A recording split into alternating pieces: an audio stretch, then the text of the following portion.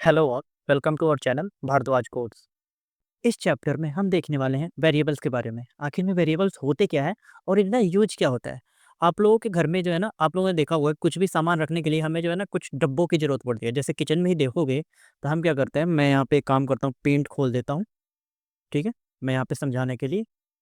तो हमारे घर में क्या होता है कि जैसे कुछ भी सामान हमें रखना हो, राइट, तो उसके लिए हमें क्या होता है, हमें क्या चाहिए होता है, तो हमें जो है ना डब्बे चाहिए होते हैं।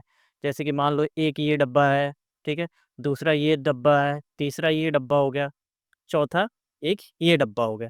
तो हमें अगर कोई भी सामान अपने घर में रखना हो, जैसे मम्मी या फिर जो भी है, वो लोग क्या किस में रखते हैं, तो किसी न किसी मसाले जो होते हैं वो डब्बे में रखते हैं, ठीक है। अब जैसे मान लो यहाँ पे क्या है, तो इसमें जैसे मान लो हमने रख दिया, इसमें हमने हल्दी रख दिया, ठीक है। ये हमारा क्या है, तो ये हमारा हल्दी का डब्बा है, ठीक है। मैं इसमें कर देता हूँ हल्दी, ठीक है। इसमें हमने रख दिया धनिया, धनिया, ठीक है। उसी तरह से इसमें हमने मिर्च रख दिया, और इसमें हम कुछ और रख देते हैं, जैसे रख देते हैं, चलो क्या रख दें, चलो रखते हैं जीरा, ठीक है।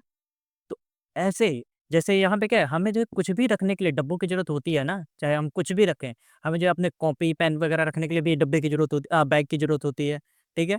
हमारे पास जो मतलब कुछ भी रखना हो, जैसे हम अगर कोई डेटा भी अपने फ़ोल्डर में भी रखते हैं, तो क्या होता है, एक जगह हम बनाते हैं, फिर उसमें वहाँ पे रखते हैं। हम कोई डेस्कटॉप पे भी फ़ाइल रखते हैं, तो क्या है, एक जो है कंटेनर है जिसमें हमने अपने फ़ाइल्स रखे हुए हैं। या फिर आप यहाँ पे भी देखोगे ना, ये देखो, यहाँ पे क्या है, तो एक ये इन्होंने एरिया बना रखा है, और उसमें जो है कुछ जो है यहाँ पे आइकन्स है, तो इनका हम यूज़ कर सकते हैं, और ये क्या है, एक डब्बे में है, ठीक है। तो उसी तरह से हमें अगर जावास्क्रिप्ट में कोई भी डेटा रखना हो ना, तो उसके लिए जो है ना, हम वेरिएबल्स का यूज़ करते हैं। अब जैसे हल्दी है, हल्दी में क्या है, तो इसमें इस डब्बे में क्या है, तो इसमें ये हल्दी ही होगा, ठीक है। ये क्या है, धनिया, तो इस डब्बे में क्या होगा, तो धनिया का ही डब्बा है ये, तो इसमें धनिया ही होगा। उसी तरह से ये मिर्च है, तो इसमें मिर्च ही मिलेगा, और ये जीरे का डब्बा है, तो इसमें जीरा ही मिलेगा। तो उसी तरह से हम क्या करते हैं कि जो भी हमें सामान रखना होता है, मतलब जो भी हमें डेटा रखना होता है, ठीक है, मतलब कुछ भी, जैसे मान लो अब मेरे को अपना मेरा नाम है, ठीक है, आलोक, तो मैं उसको क्या करूँगा, एक नेम वेरिएबल में रखूँगा, ठीक है, क्योंकि ये नेम है, नाम है ना? मतलब आलोक हो गया, या फिर चंदन हो गया, या फिर रवि हो गया, तो ये क्या है, एक नाम है, तो उनको हम जो है किसी डब्बे में रखते हैं। तो सेम वैसे ही वेरिएबल जो है काम करते हैं। ये समझ लो कि ये कंटेनर है, ठीक है। Variables are like a containers that store data, जैसे कि नाम हो गया, नंबर, ईटीसी। जैसे कि मान लो हमारे पास जो है क्लास हो गया, ठीक है। एक काम करता हूँ, चलो विजुअल स्टूडियो कोड में चलते हैं, वहाँ पे मैं आपको डिटेल में इसको यूज़ करके भी दिखाता हूँ। तो हम आ गए यूट्यूब फ़ोल्डर, जावास्क्रिप्ट, और जावास्क्रिप्ट के अंदर मैं यहाँ पे राइट क्लिक करूँगा, या फिर चलो यहाँ पे हम कर देते हैं सीएमडी, यहीं पे कमांड प्रॉम्प्ट ओपन करके और विजुअल स्टूडियो कोड में चलता था। मैं यहाँ पे कर दूँगा code space dot, enter press करेंगे, तो हम अपने विजुअल स्टूडियो कोड में आ जाएँगे, ठीक है। और यहाँ पे हमें एक फ़ोल्डर बनाना होगा। चलो ये रहा हमारा, हम यहाँ पे एक फ़ोल्डर बनाते हैं, 06 डॉट वेरिएबल्स, एंटर प्रेस। और इस फ़ोल्डर के अंदर मैं एक फ़ाइल बनाता हूँ, index.html, और यहाँ पे हम बॉयलर कोड लगा देते हैं, ठीक है। अब यहाँ पे मैं क्या करूँगा कि यहाँ पे मैं स्क्रिप्ट टैग का यूज़ करूँगा। चलो इस बार मैं क्या करता हूँ, इंटरनल जावास्क्रिप्ट का यूज़ करने वाला हूँ स्क्रिप्ट टैग के थ्रू। तो यहाँ पे अब देखो, जैसे मान लो मेरे को जो है कुछ भी डेटा रखना है। अब जैसे मेरा नेम ही है, तो मैं क्या करूँगा, नेम, मैं बोलूँगा कि भाई साहब मेरा नेम क्या है, तो आलोक है, ठीक है? मैंने ऐसे रख दिया। तो इसको हमने क्या किया, मतलब एक डब्बे में रखा ना, तो समझ लो सेम उसी तरह से ये हमारा डब्बा है जिसमें कि हम कुछ आइटम रख सकते हैं। तो ये हमारा वेरिएबल होता है, ठीक है? अब वेरिएबल को डिफाइन कैसे कर किया जाता है, अब हम वो देखते हैं, ठीक है? तो हमने तो ये देख लिया वेरिएबल क्या होता है। अब देखो, पुराने जावास्क्रिप्ट में, जो कि 2015 से पहले, जिसको ES6 जब आया था 2015 में, ठीक है? तो उससे पहले हम var का यूज़ करके वेरिएबल को डिफाइन करते थे। कैसे करते थे? तो जो भी हमें वेरिएबल डिफाइन करना होता था, जैसे मान लो मेरे को एक वेरिएबल बनाना है ना?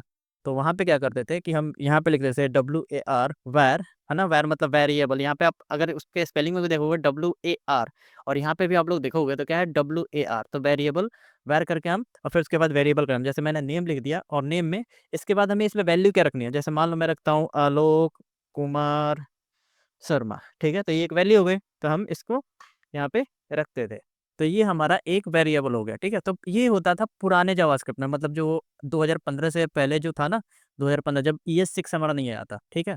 ES6 में काफ़ी नई चीज़ आई, वो भी हम आगे देखने वाले हैं। इनफैक्ट इसी में हम साथ-साथ में देखते चलेंगे, लेकिन उसके लिए हम सेपरेट में भी कुछ चीज़ें देखेंगे, जो कि इसी ट्यूटोरियल में होगा, तो टेंशन मत लो आप लोग, ठीक है? तो यहाँ पे हमने क्या किया कि एक हमने नाम दिया, ठीक है भाई? सर कि ये एक नेम है वेरिएबल, है ना? और इसमें हमने एक डेटा रखा है, ठीक है? डेटा मतलब कुछ भी रख सकते हैं, इसमें आलोक, सुमन, मदन कुछ भी रख सकते हैं, ठीक है?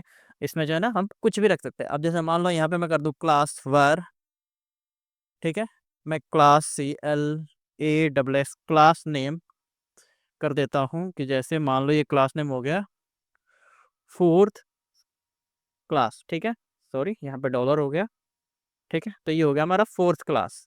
तो हम ऐसे इस वेरिएबल जो है वो डिफाइन करते हैं।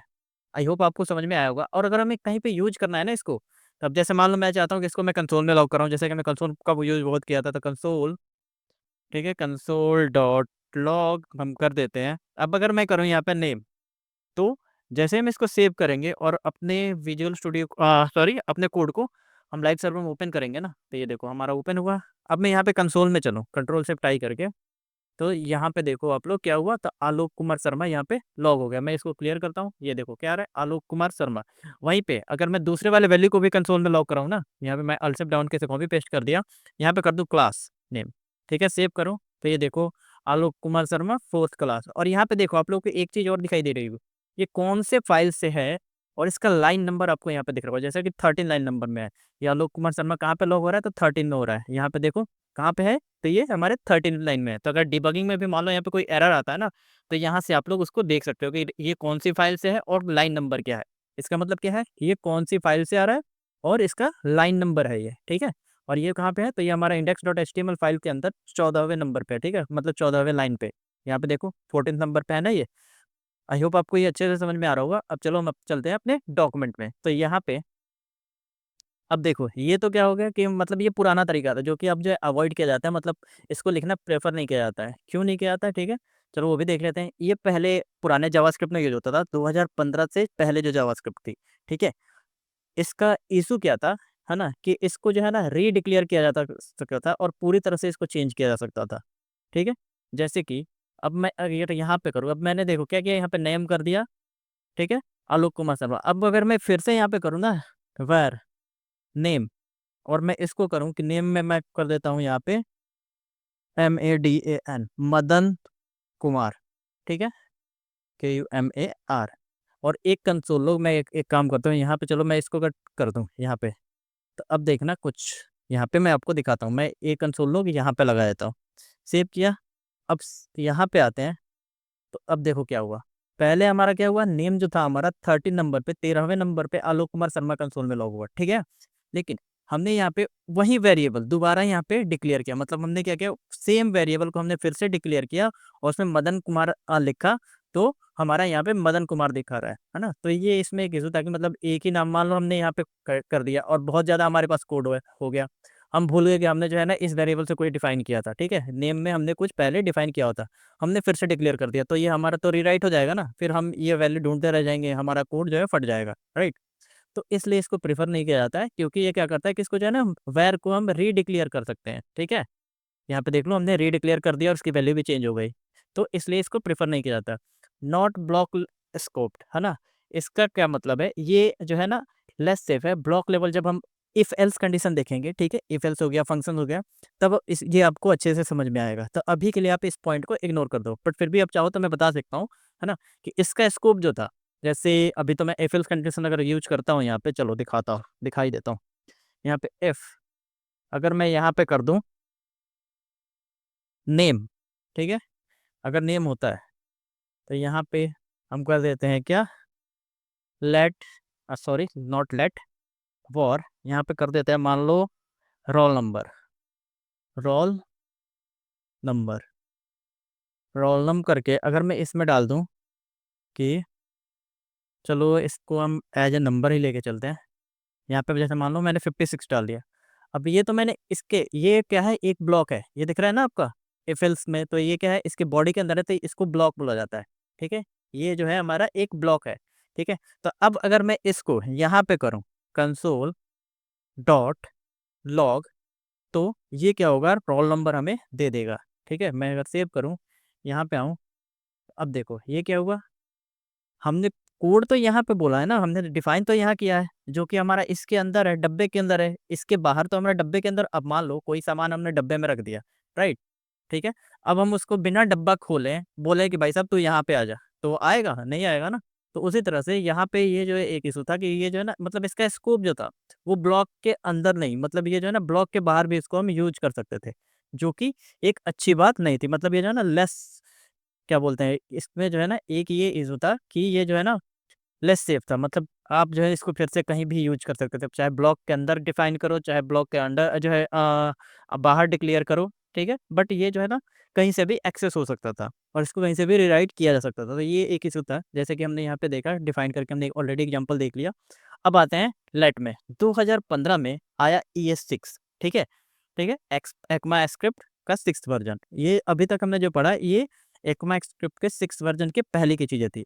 तो उसमें आया मॉडर्न में वे में, है ना, क्या आया, तो 2 कीवर्ड्स आए, एक आया लेट और एक आया कॉन्स्ट, वेरिएबल डिक्लेयर करने के लिए, ठीक है। अब ये दोनों जो है मॉडर्न वे में आते हैं। तो इसमें क्या है कि can be change but not redeclare as same scope, मतलब इसको हम चेंज तो कर सकते हैं। अब जैसे देखो मैं यहाँ पे एक काम करता हूँ, ये तो चलो हम कमेंट कर देते हैं इतना, ठीक है।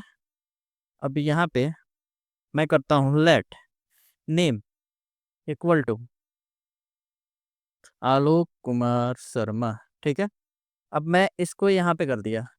अब अगर इसको मैं मतलब रीडिक्लेयर करना चाहूँ ना, जैसे मान लो मैं फिर से लिखता हूँ लेट नेम, तो ये देखो ये हमें बोल रहा है कि भाई साहब आप नहीं कर सकते, can not redeclare block level block scope variable name. मतलब ये क्या है, एक ब्लॉक लेवल वेरिएबल है और इसको हम रीडिक्लेयर नहीं कर सकते अगर मैं ज़बरदस्ती करना भी चाहूँ।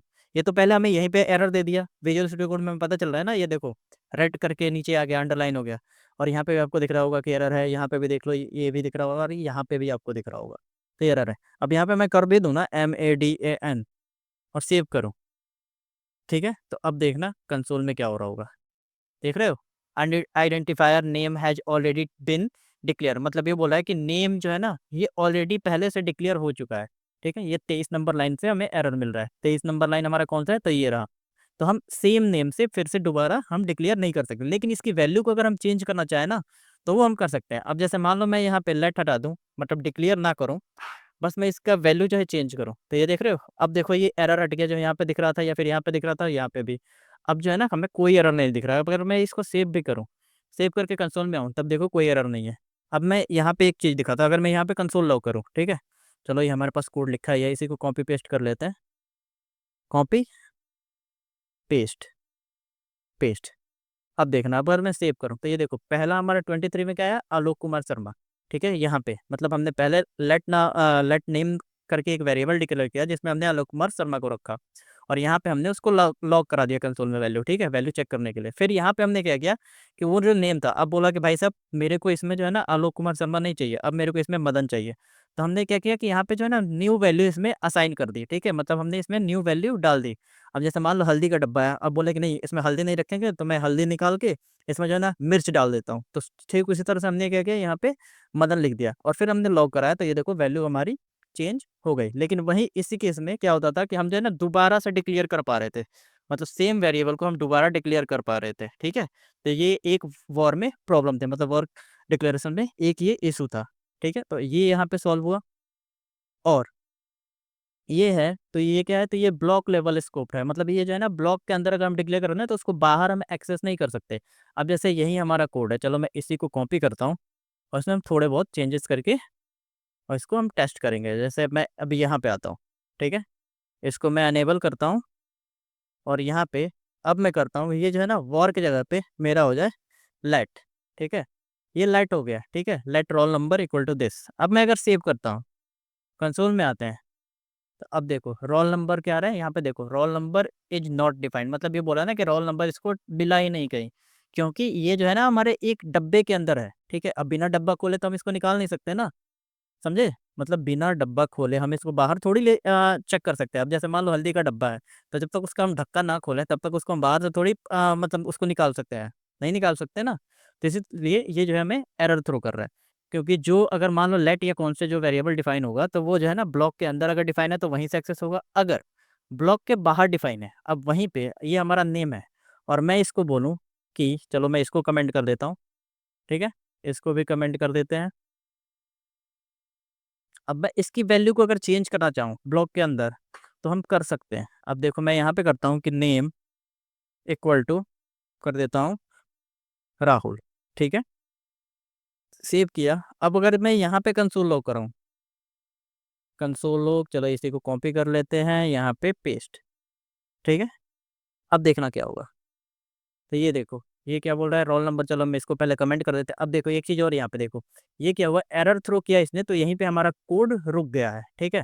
तो मैं अगर इसको कमेंट कर देता हूँ, अब देखो हमारा राहुल चेंज हो गया। क्यों हुआ, क्योंकि ये जो हमारा लेट वेरिएबल है ना, लेट करके नेम, ये क्या है, तो हमारे ब्लॉक के बाहर डिफाइन है। तो मतलब ब्लॉक के अंदर हम जो है ना इसकी वैल्यू चेंज कर सकते हैं, ठीक है, क्योंकि कोड तो हमारा क्या होता है, top to bottom line by line run होता है, ठीक है। तो लाइन बाय लाइन ये चेक करते आएगा, पहले नाम इसको मिला, हाँ नेम आलोक कुमार शर्मा, ठीक है।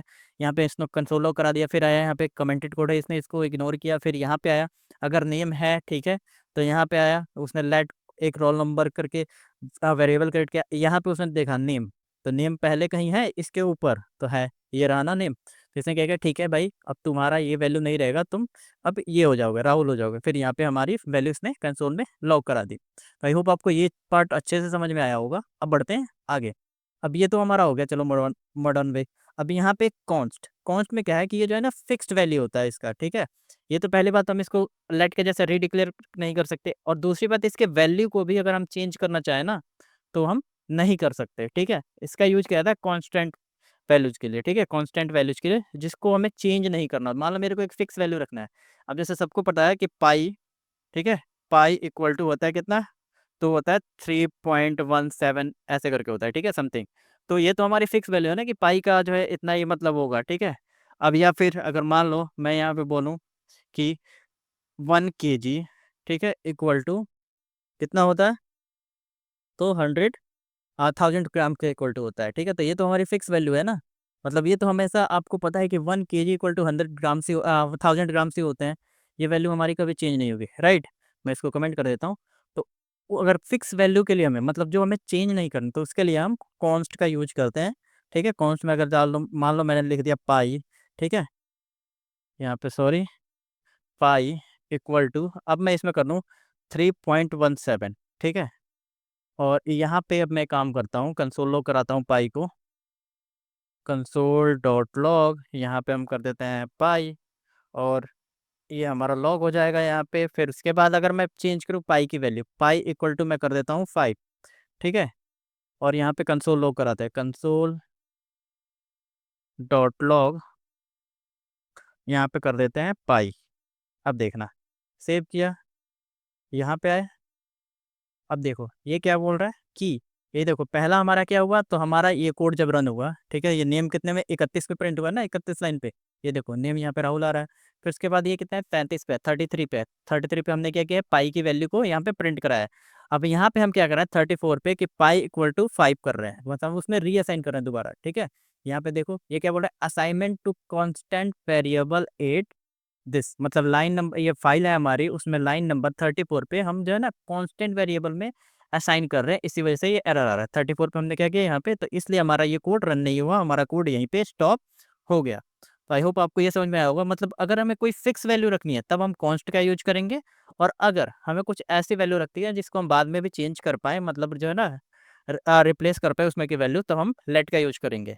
और हम वैर का यूज़ जो है बहुत ही कम करेंगे, क्योंकि जो है सेफ़ नहीं होता, ठीक है। मतलब जो है ना हमारे इससे ये जो है लूज होता है, मतलब हमारा कोड जो है ना इसमें सेफ़ नहीं होता, क्योंकि हम इसको रीडिक्लेयर कर पाएँगे। तो वेरिएबल में हम कुछ भी डाल सकते हैं पहले, ठीक है। तो ये तो हमें पता रहेगा ना कि हमें रीडिक्लेयर नहीं करना, अगर हम लेट या फिर कॉन्स्ट का यूज़ कर सकते हैं, ठीक है। अगर मैं इसको भी रीडिक्लेयर करना चाहूँ ना पाई को, ये देखो पाई में क्या बोल रहा है, ये पहले ही एरर दे रहा है। अगर मैं इसमें 3 डाल रहा हूँ ना, तो ये देखो एरर दे रहा है ना यहीं पे, आप लोग को समझ में आ जाएगा। ये देखो मैंने सेव किया, pi has already been declared at, तो यहाँ पे देख लो आ रहा है ना कि पाई पहले ही डिक्लेयर हो चुका है। तो ये हमारा होता है वेरिएबल, ठीक है। मैं इसको कमेंट कर देता हूँ। आते हैं अपने डॉक्यूमेंट में। अब देखो, अब यहाँ पे मैंने एक ब्यूटीफुल सा टेबल भी दे रखा है। कीवर्ड क्या है, वार, वार में क्या हो सकता है, तो चेंज हो सकता है वैल्यू, हाँ चेंज हो सकता है। कैन बी रीडिक्लेयर, हाँ डिक्लेयर भी कर सकते हैं। यूज फॉर मतलब ओल्ड कोड, मतलब पुराने कोड में इसको यूज किया जाता है, बट इसको अब अवॉइड करना चाहिए। अब है लेट, लेट में से जब हम वेरिएबल डिक्लेयर करते हैं तो ये क्या चेंज हो सकता है इसकी वैल्यू? तो हाँ हो सकती है। कैन बी रीडिक्लेयर, फिर से हम दोबारा डिक्लेयर कर सकते हैं? नहीं कर सकते, ठीक है। और यूज किया जाता है चेंजिंग वैल्यूज, मतलब चेंजिंग वैल्यूज के लिए कर रहा है। और ये जो है ना हमारा नया वाला है, ठीक है, मतलब ये जो है ES 2015 के बाद आया है, मतलब जो है ना ये 2015 से जो है ये हमारा आया है, और ये 2015 के पहले का है। अब है कॉन्स्ट। कॉन्स्ट का मतलब होता है कांस्टेंट, जिसकी वैल्यू को जो है ना चेंज नहीं किया सकता जी, सॉरी, जिसकी वैल्यू को चेंज नहीं किया जा सकता और इस वेरिएबल को रीडिक्लेयर भी नहीं किया जा सकता, यानी कि ये जो है हमारी फिक्स वैल्यू होती है। और टिप जो है मैंने यहाँ पे दे रखा है कि हमेशा जो है हमें लेट और कॉन्स्ट का यूज करना चाहिए, अवॉइड वॉर, मतलब वॉर को अब यूज नहीं करना चाहिए। अब चलो ये तो हमने देख लिया कि वेरिएबल जो है कैसे डिक्लेयर करते हैं और उनका यूज क्या होता है। अब जो है वेरिएबल को डिक्लेयर करने के लिए भी हमारे पास जो है ना कुछ रूल्स होते हैं, ठीक है, मतलब उसका हम कुछ भी नाम नहीं दे सकते। तो पहला क्या है, start with a letter, dollar और अंडरस्कोर, मतलब डॉलर या फिर अंडरस्कोर के अलावा हम जो है ना लेटर से ही स्टार्ट कर सकते हैं। जैसे कि यहाँ पे variable name must start with a letter, a से लेकर जेड तक कुछ भी हो सकता है, ए से लेकर जेड तक कैपिटल में भी कुछ हो सकता है, डॉलर भी हो सकता है या फिर अंडरस्कोर। अगर यहाँ पे आते हैं, चलो कुछ और चीज़ें यहाँ पे देखते हैं, ठीक है, ये हमारा हो गया पाई को हमने यहाँ से, चलो मैं इसको भी कमेंट कर देता हूँ। और यहाँ पे मैं काम करता हूँ कि मैं चाहता हूँ कि मैं एक वेरिएबल बनाऊँ, चलो मैं करता हूँ लेट सिक्स्थ, ठीक है। ये देखो ये क्या कर रहा है, ये एरर थ्रो कर रहा है। तो मैं यहाँ पे करता हूँ CLA, मैं इसमें क्लास असाइन कर रहा हूँ क्लास सिक्स्थ, ठीक है।